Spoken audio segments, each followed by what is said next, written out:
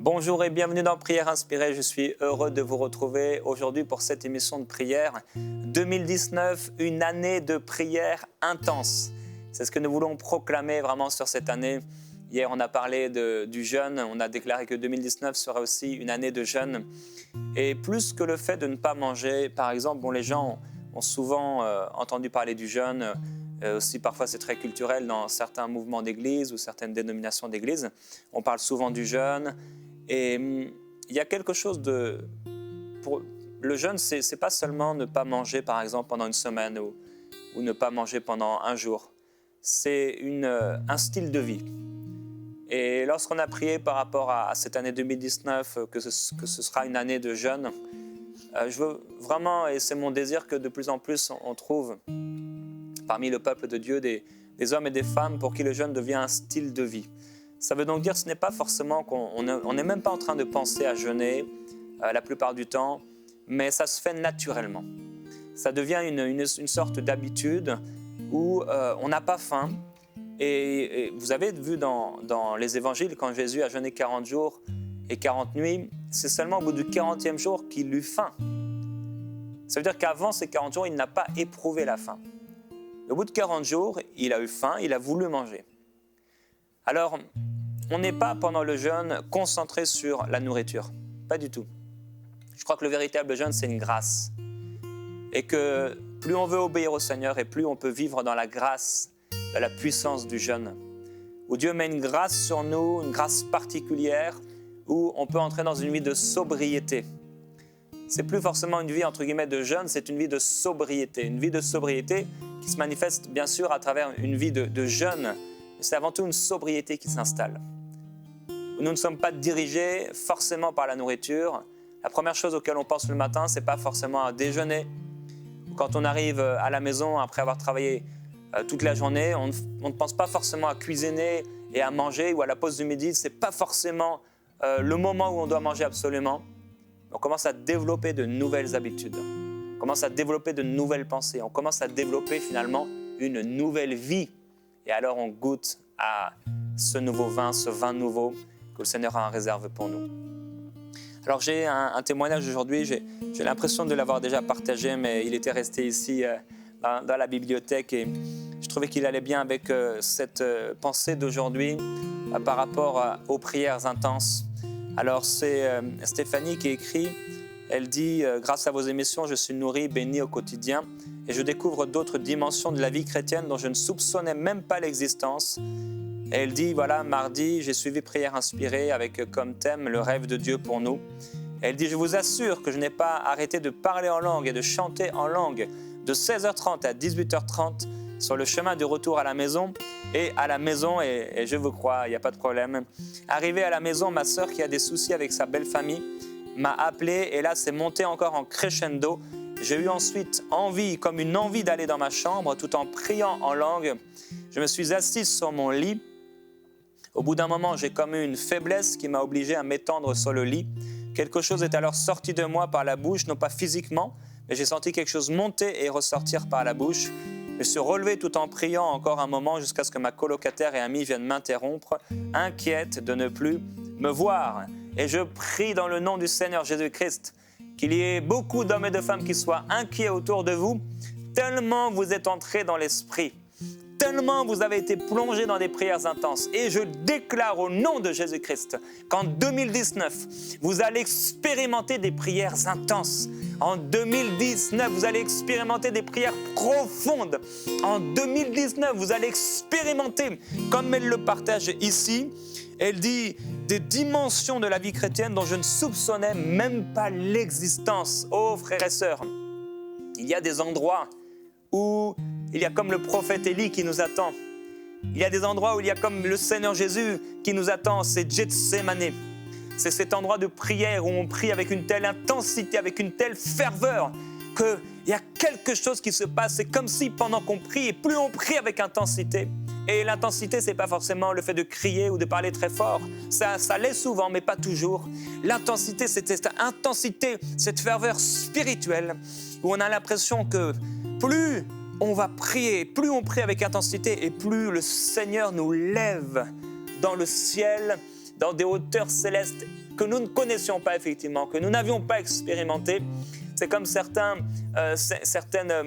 ou ça peut être avec les soupapes, ou je ne sais pas, il y a certains éléments, ou même avec cette électricité qui est fournie par ces éoliennes, plus le vent tourne, et plus ça tourne, et plus ça monte, et l'électricité est produite, et c'est comme ça dans la prière. On prie avec intensité, avec ferveur, et c'est comme si on était en train d'être élevé, comme si Dieu était tout à coup plus proche. Il était déjà là, mais tout à coup on commence à ressentir. On commence à entrer dans une vie nouvelle. Et c'est vraiment, si je peux formuler un vœu pour vous en cette nouvelle année, je prie et je formule le vœu que vous puissiez entrer dans des prières intenses, des prières beaucoup plus puissantes, des prières avec plus de ferveur, des prières avec plus de gloire, des prières qui ne sont pas des prières religieuses où on se dit non, là je dois prier forcément, je dois crier. Non, des prières qui naissent d'une soif, d'un désir intense de voir le Seigneur. Et c'est intéressant ce qu'elle raconte, Stéphanie, c'est intéressant. Elle dit, je vous assure, je ne pouvais pas m'arrêter de parler en langue et de chanter en langue. Ça, c'est quand l'Esprit prend le contrôle. Il commence à remplir ta bouche, il commence à remplir ton esprit. Tu ne peux pas faire autre chose que de parler en langue, que de prier en langue. C'est tellement extraordinaire, la gloire de Dieu. La gloire de Dieu. Un jour, j'étais chez des amis et pour la première fois, j'ai partagé à quelqu'un, à part mon épouse, un rêve que j'avais fait. Et dans ce rêve, la gloire de Dieu s'était manifestée. Et alors que je partageais ce rêve que j'avais fait, à un moment, je ne pouvais plus parler. Ma bouche était remplie de la gloire de Dieu. C'était impossible pour moi de formuler une parole, de dire un mot. Je n'arrivais plus. J'avais entendu quelqu'un parler de cette expérience un jour. Là, ça devenait mon expérience. J'étais comme sous la gloire de Dieu, incapable de parler, incapable de dire quoi que ce soit. Eux, ils ont cru que j'avais envie de pleurer, que ils n'ont même pas fait trop attention, mais ça devenait impossible parce que j'étais comme sous la main de Dieu. Cette gloire, la gloire de Dieu peut vous toucher.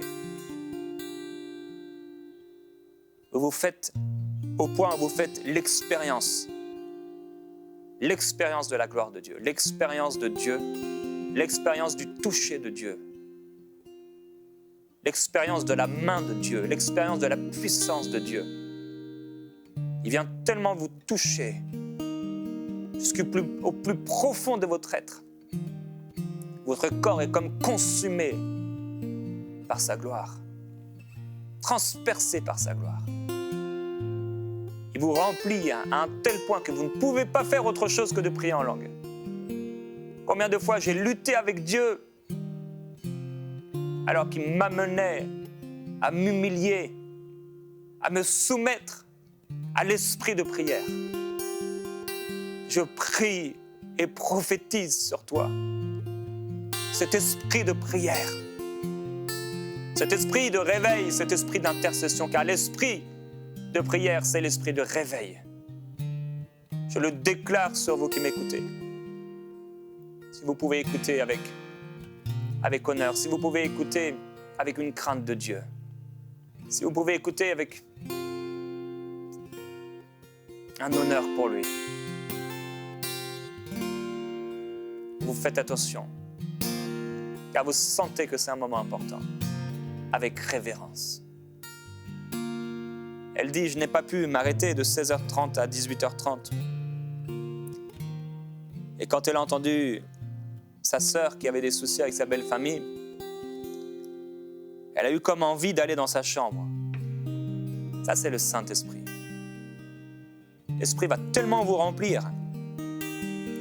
Vous êtes en train de rentrer à la maison en voiture, peut-être en transport, et vous sentez l'Esprit de Dieu. L'Esprit de Dieu commence à vous remplir. Vous ressentez quelque chose. C'est spirituel, c'est dans l'esprit. Vous avez envie de prier. Et si vous n'êtes pas vigilant, si nous ne sommes pas révérents à la présence de Dieu, nous passerons à côté de prières intenses. Nous passerons à côté de prières ferventes parce que nous l'avons méprisé. Parce que nous n'avons fait aucun cas de lui. Mais si nous sommes vigilants, on va rentrer à la maison Et quelles que soient les personnes qu'on rencontre. Il y a eu cet homme qui a dit, la première personne que je rencontrerai après avoir gagné, je la tuerai, je l'offrirai à Dieu. Bien sûr, ce n'était pas inspiré par Dieu. Et c'est sa fille unique qui est venue. Et quand vous rentrez à la maison, quand cet esprit est là, peu importe si ça sent très bon, la nourriture. Peu importe si le frigo est rempli alors qu'il ne l'est pas d'habitude. Peu importe si on vous a invité au restaurant. Peu importe si le Premier ministre a donné un rendez-vous ou vous a donné rendez-vous ou un homme important. Peu importe si vous aviez prévu, convenu. Ô Esprit de Jésus-Christ, donne-nous la grâce. Donne-nous la force et la persévérance. Donne-nous la ténacité. Fais de nous des hommes, des femmes tenaces dans la prière. Des hommes et des femmes d'intensité. Des hommes et des femmes conséquents, parce que le réveil ne pourra pas venir avec des hommes et des femmes qui négligent ta présence. Des hommes et des femmes, comme on a lu hier, qui délaissent les choses, qui sont nonchalants. Tu ne peux rien faire avec des gens nonchalants. Tu ne peux rien faire avec des gens qui ne sont pas conséquents, qui ne sont pas entiers. Seigneur Jésus-Christ, celui qui n'est pas entier, au moment où tu veux l'utiliser, il s'en va, il s'échappe de tes mains. Celui qui n'est pas entier, consacré, il ne pourra jamais voir ta gloire. Il ne la verra que de loin, comme le peuple qui restait à sa tente, pendant que Moïse allait non seulement dans la tente de la rencontre, mais sur la montagne. Et là, il pouvait jeûner, oui, là, il pouvait prier, là, il pouvait entendre ta voix. Des instructions très claires. Père, je prie que ton peuple, en cette nouvelle année, en 2019, soit un peuple entier, un peuple consacré, un peuple rempli de puissance et de force, et qu'il découvre des chemins jusque-là inexplorés. Que ta gloire remplisse ton peuple. Je prie pour ce jeune homme qui a 15, 16, 18, 20 ans, 22 ans et qui est au début de sa vie, dans des décisions importantes. Je prie qu'il découvre cette profondeur, que cette jeune fille découvre cette profondeur, les profondeurs de la prière intense, afin qu'il n'entre pas dans la vie sans avoir connu cette réalité. Je prie, glorieux Jésus-Christ, pour un peuple rempli de puissance, pour une génération d'hommes et de femmes de prière, d'hommes et de femmes qui prient jusqu'à la fin, qui prient jusqu'à obtenir les ossements, qui prient jusqu'à ce qu'ils sachent que c'est fait, qu'ils prient jusqu'à ce que la pluie tombe, qu'ils prient, Seigneur, jusqu'à ce que le ciel s'ouvre ou se ferme au son de leur voix, qu'ils prient tellement et avec tellement de force, tellement d'intensité, tellement d'autorité, que lorsqu'ils sont dans la rue, lorsqu'ils sont dans leurs activités, une seule parole. Lorsqu'ils sont devant le malade, lorsqu'ils sont devant l'estropié, une seule parole. Lorsqu'ils sont devant ce possédé, une seule parole suffit pour que ta gloire se manifeste. Parce que ce n'est pas au moment du combat que l'on s'entraîne, mais c'est avant. C'est avant que l'on forme nos armes, c'est avant qu'on s'en revêt. C'est avant qu'on forme, qu'on forge, qu'on forge ce caractère, qu'on se fortifie intérieurement. Alléluia. Merci Jésus-Christ. Merci Jésus-Christ. Alléluia. Alors cette sœur nous dit qu'elle s'est assise sur son lit, elle a eu comme un moment une faiblesse. Et cette faiblesse, c'est ce que vous allez expérimenter en cette année 2019. Quand vous allez commencer à prier, vous allez sentir que parfois une sorte de faiblesse dans votre chair, une fatigue. Au début, ça m'arrivait, dans les années 2005, 2006, cette faiblesse qui venait sur moi. Et je priais, cette faiblesse m'amenait à me coucher et je m'endormais. Mais c'était quand même passé quelque chose. J'ai dû m'habituer à l'onction, à l'esprit de prière. À l'esprit de prière qui vient. Et c'est comme tu te sens tout à coup faible, mais à la fois tu te sens en esprit fort et puissant. Dieu, c'est comme s'il rompait ta chair. Comme il a rompu le pain, c'est comme s'il rompait ta chair. Parce qu'il faut qu'il puisse la rompre pour que la gloire en sorte. Il rompt ta chair, elle est comme rompue par l'esprit qui bout en toi. Ça jaillit en parole de gloire, en parole de puissance. La Bible déclare dans le livre de Josué, lorsqu'Israël eut achevé de tuer tous les habitants de Haï à l'extérieur dans le désert où on les avait poursuivis et que tous, jusqu'au dernier, furent tombés sous l'épée, tout Israël revint à Haï et la frappa du tranchant de l'épée. Tous ceux qui tombèrent ce jour-là, tant hommes que femmes, furent au nombre de 12 000, tous habitants de cette ville. Josué ne ramena pas la main qu'il étendait avec le javelot avant d'avoir voué à l'interdit tous les habitants de Haï.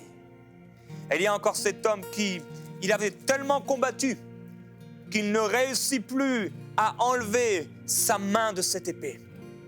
Il avait tellement combattu, il avait tellement serré fort. Et c'est ce qui s'est passé avec Josué. Il avait tellement pris le javelot pour tuer. Et je prie que toi aussi, tu puisses tellement prier avec intensité, étendre tes mains avec force, que tu sois comme cet homme, comme Jacob, marqué par Dieu, marqué par Dieu, marqué par Dieu. Glorieux Jésus-Christ. Merci Saint-Esprit. Le prophète Élie s'est retrouvé devant cette femme qui lui a apporté son fils qui était mort. Et la Bible dit, il s'étendit 3 fois de tout son long sur l'enfant. Il l'a fait une première fois, mais il ne s'est pas arrêté. Il l'a fait une deuxième fois, mais il n'était pas découragé. Il l'a fait une troisième fois. Et alors qu'il l'a fait 3 fois, et qu'il a prié en invoquant Dieu, l'Éternel écouta la voix d'Élie. Le souffle de l'enfant revint en lui et il reprit vie. Il n'est pas étonnant que ce même Élie, que ce même prophète, avec sa prière a pu fermer le ciel et avec sa prière a pu ouvrir le ciel au point où il a dit à son serviteur, il dit à son jeune serviteur, monte et regarde du côté de la mer. Celui-ci monta, il regardait et dit, il n'y a rien, il n'y a aucun nuage. Élie dit 7 fois, retourne. Il a dit à son serviteur, va voir sur le toit, va voir s'il y a un nuage. Une première fois, il est revenu et rien. Combien de fois on a prié une fois et on s'est arrêté? Alors on prie une deuxième fois, il a dit, retourne. Et combien de fois on a prié 2 fois et on s'est arrêté? On a prié 3 fois, on s'est arrêté, 4 fois, on s'est arrêté. Mais lui, il a dit 4 fois, 5 fois, 6 fois. Et la 7e fois, son serviteur déclare, voici un petit nuage, mais il est tout petit, comme la paume de main d'un homme. Et alors Élie a déclaré, monte, dire à Akab, attelle et redescends afin que la pluie ne t'arrête pas. Et de toutes parts, le ciel devint noir de nuages. Le vent se leva et il y eut une forte pluie. Frères et sœurs, c'est ce qui se passe lorsque nous prions avec intensité, avec persévérance. Et au moment où nous pourrons déclarer, comme David a déclaré, le jour où je t'ai invoqué, tu m'as répondu, tu m'as donné de la hardiesse, de la force à mon âme. Nous sommes de la même nature qu'Élie, nous dit l'apôtre Jacques. Et il pria avec instance pour qu'il ne pleuve pas, il ne tomba pas de pluie sur la terre pendant 3 ans et demi, puis il pria de nouveau. Et le ciel donna de la pluie, et la terre produisit son fruit. Mes frères, si quelqu'un parmi vous s'est égaré loin de la vérité et qu'un autre l'y ramène, sachez que celui qui ramène un pécheur de la voie dont il s'est égaré couvrira une multitude de péchés et sauvera une âme de la mort. C'est pourquoi l'apôtre Jude, il s'exprime en disant « Ayez pitié des uns de ceux qui doutent, sauvez-les en les arrachant au feu. » Vous pouvez par votre prière arracher quelqu'un du feu. Vous pouvez par votre prière amener la pluie à tomber. Vous pouvez par votre prière fermer ou ouvrir le ciel. Vous pouvez par votre prière vivre des choses extraordinaires. Père, je prie que cet ami puisse entrer dans ces prières intenses, puissent découvrir la puissance des prières intenses. Pas seulement les Amen et les Alléluia, pas seulement les prières du matin au petit matin, pas seulement les prières pour demander, pas seulement les prières routinières, pas seulement la communion, la relation simple, mais des prières intenses, comme tu l'as voulu dans un couple. Non seulement la communion, mais parfois une communion intense, non seulement des relations, mais parfois des relations intenses. Je prie que de la même façon, ton peuple, ce frère, cette sœur puisse entrer dans des prières intenses, dans des prières puissantes, dans des prières où il va expérimenter ce qu'il n'avait jamais expérimenté jusqu'ici. Il va expérimenter la gloire, Seigneur, de la seconde maison. Il va expérimenter la puissance de la prière. Il va expérimenter le feu qui vient du ciel. Il va expérimenter la puissance de Dieu. Il va expérimenter cette pluie qui descend. Il va expérimenter ce feu qui s'allume. Il va expérimenter la puissance du brasier. Il va expérimenter la puissance de ta gloire. Il va expérimenter la puissance de la chambre haute, la puissance du lieu secret, la puissance de l'esprit de prière, la puissance, Seigneur, de ce rendez-vous divin. Il va expérimenter la puissance de se mettre à part, la puissance de la mise à part, la puissance du revêtement, la puissance de la consécration, la puissance de l'autorité. Oh, l'autorité que tu nous as donnée.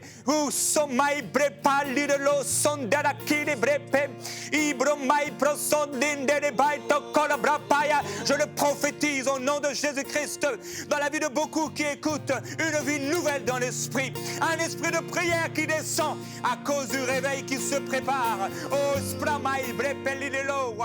Dieu cherche des hommes et des femmes qui sont prêts à prier, qui sont prêts à se laisser porter par l'esprit de prière, qui sont prêts à prier jusqu'à la fin, à se soumettre à Dieu, à se soumettre à Dieu. Oui, Père, je prie, trouve en nous des cœurs disposés, des cœurs disponibles, des cœurs soumis, parce qu'on croit avoir compris, et on dit c'est là qu'on connaît, on enseigne les frères et les sœurs, alors qu'en réalité, on n'a rien vu encore. On n'a rien vu encore. Père, il y a tellement de frères et de sœurs qui sont là en train de se disputer. Des disputes de mots, des disputes de doctrine. On juge les églises, on juge les pasteurs, on juge le monde. Alors qu'en réalité, on devrait d'abord se juger soi-même. Alors qu'en réalité, on sait que tous ces jugements sont le fruit d'une vie non sanctifiée. Ces jugements sont le fruit et sont simplement le reflet que quelque chose ne va pas. Parce que lorsqu'on prie et lorsqu'on te prie, on ne peut plus juger. Lorsqu'on prie avec force et avec intensité, on n'est plus la même personne. On n'est plus la même personne, mais on est transformé de gloire en gloire à ton image. Lorsqu'on est dans le lieu secret, on est changé. On est changé. On est transformé. Jésus-Christ. Que ta gloire descende. Et lorsqu'on prie comme cette sœur, parfois on va tellement en profond qu'on est libéré nous-mêmes, qu'on est délivré nous-mêmes. Glorieux Jésus-Christ. Puissance, force, gloire et honneur à ton nom. Puissance, force et gloire pour ton peuple. Que ton peuple soit un peuple fort, qu'il soit un peuple puissant, qu'il soit un peuple revêtu d'autorité. Fortifie ton peuple, Seigneur. Remplis-le du Saint-Esprit. Tu l'appelles dans le lieu secret. Tu l'appelles dans le lieu de consécration. Tu l'appelles dans la chambre haute.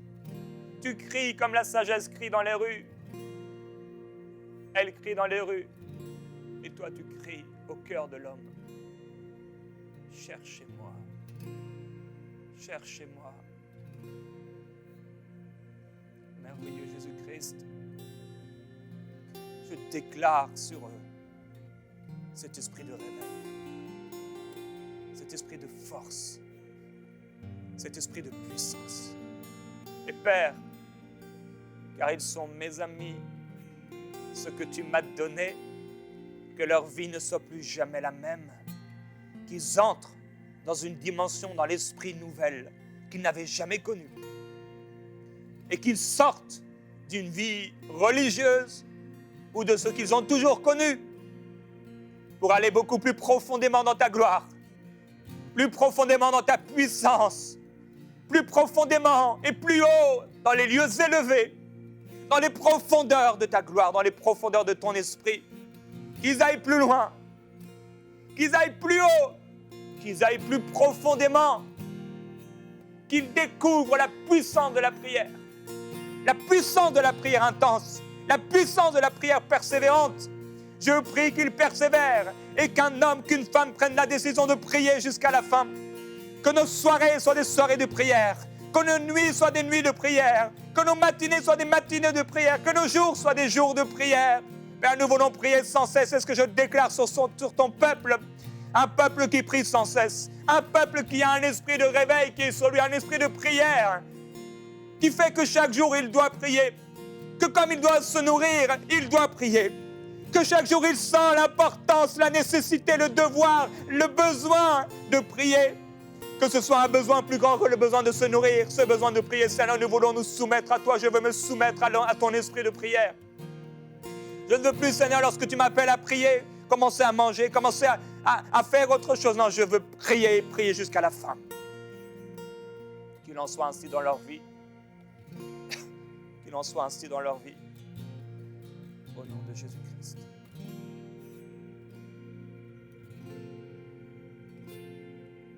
Merci, Saint-Esprit.